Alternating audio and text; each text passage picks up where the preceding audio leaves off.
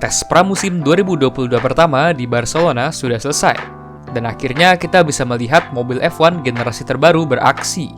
Jadi apa aja yang udah kita pelajarin dari 3 hari tes pramusim di sirkuit Barcelona, Catalunya? Dari ke-10 tim yang datang ke tes pramusim di Barcelona, kita bisa lihat kalau setiap tim datang dengan desain dan konsep mobil yang berbeda-beda. Suspensi pushrod, full rod, sidepod gede, kecil, tinggi, rendah, semuanya ada di tes pramusim ini. Karena dengan regulasi mobil yang berubah total dari tahun sebelumnya, semua tim harus mulai lagi dari nol. Dan melihat dari jumlah variasi yang muncul di mobil setiap tim, kayaknya mereka masih bereksperimen untuk bisa mencapai performa yang terbaik. Apalagi mobil generasi terbaru ini menggunakan ground effect sebagai pencipta downforce, yaitu fitur yang terakhir dilihat di F1 pada era 80-an awal. Dari 3 hari testing, bahkan beberapa tim sudah mencoba variasi yang berbeda-beda dengan upgrade yang dibawa ke mobil mereka, dengan komponen-komponen tambahan datang di hari kedua dan 3 testing untuk dicoba. Dengan 3 hari testing, ke-21 driver yang berpartisipasi sudah mulai mendapatkan feel dari mobil generasi baru ini. Iya, 21 driver, karena Robert Kubica juga ikutan ngetes mobil Alfa Romeo C42 di Barcelona kemarin.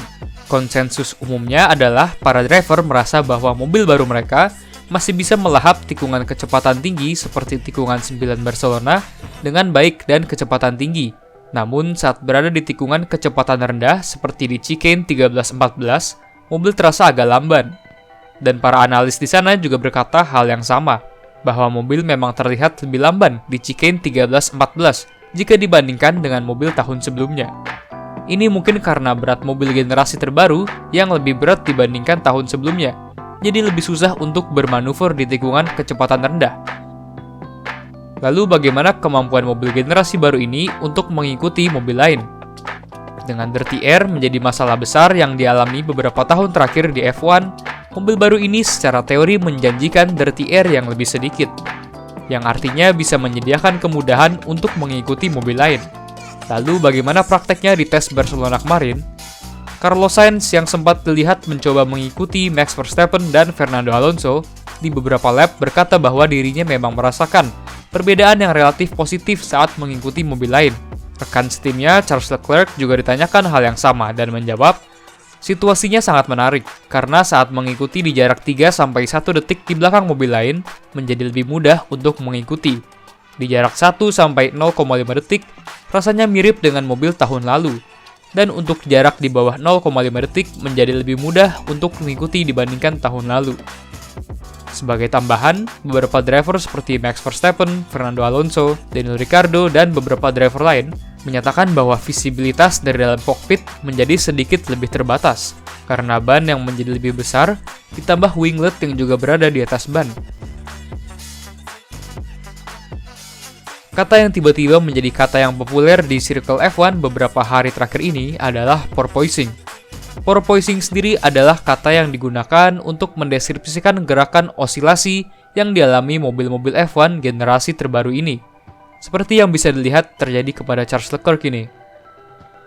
Beberapa tim mengalami porpoising dengan tingkat yang berbeda-beda. Tentu saja porpoising bukanlah hal yang diinginkan para tim untuk terjadi ke mobil mereka. Dengan mobil yang turun naik seperti sebuah lumba-lumba porpoise, akan membuat para driver menjadi kurang nyaman, dan bisa menyebabkan mereka jadi salah menentukan braking point.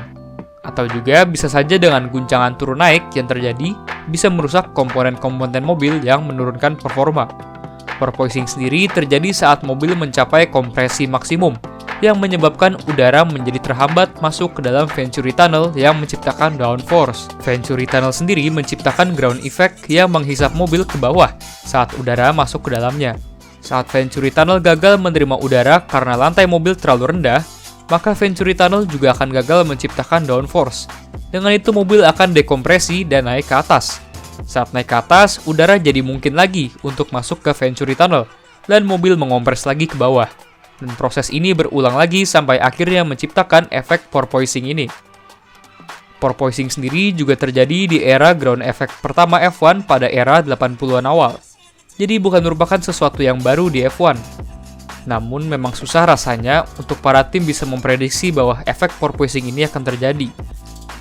Bos Ferrari Mattia Binotto berpendapat bahwa banyak tim F1 yang meremehkan masalah porpoising ini saat sedang mengembangkan mobilnya. Dan sekarang kita tunggu aja tim manakah yang bisa mengatasi masalah porpoising ini saat kita kembali ke testing pramusim 2 di Bahrain pada 10-12 Maret nanti.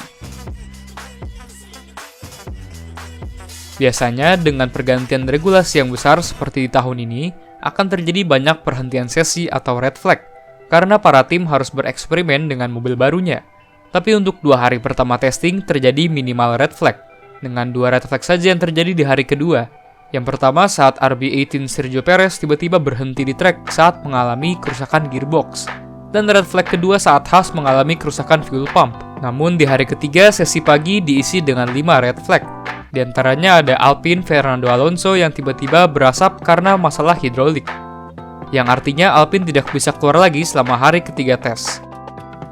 Lalu AT03 dari Pierre Gasly juga menyebabkan red flag saat Pierre menabraknya ke barrier dan menghalang rekan setimnya Yuki Tsunoda untuk mendapatkan bagian mengemudi AT03 di sesi siang. Red flag ketiga dan keempat disebabkan oleh rookie Alfa Romeo Guan Yu Zhou. Yang pertama saat dia terjebak di gravel tikungan 10, dan yang kedua saat C42-nya tiba-tiba berhenti di track pada menit-menit terakhir sesi pagi. Dan red flag terakhir disebabkan oleh Aston Martin-nya Sebastian Vettel yang mengalami kebocoran oli. Para tim mengalami masalah yang berbeda-beda selama 3 hari testing di Barcelona. Dan berikut adalah catatan dan jumlah lap yang berhasil dihasilkan setiap tim selama 3 hari tersebut. Untuk sekarang, Ferrari terlihat sebagai tim yang paling bulletproof di tes pertama di Barcelona, dengan jumlah lap paling banyak selama 3 hari testing di sana. Namun, Ferrari seperti yang dilihat sebelumnya masih harus menangani masalah porpoising.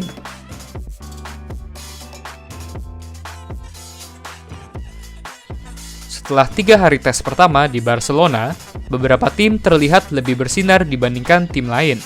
Dengan tim seperti Haas dan Alfa Romeo, terlihat mengalami banyak hambatan selama tes, dan tidak bisa menghasilkan jumlah lap ataupun catatan waktu yang baik selama 3 hari di sana.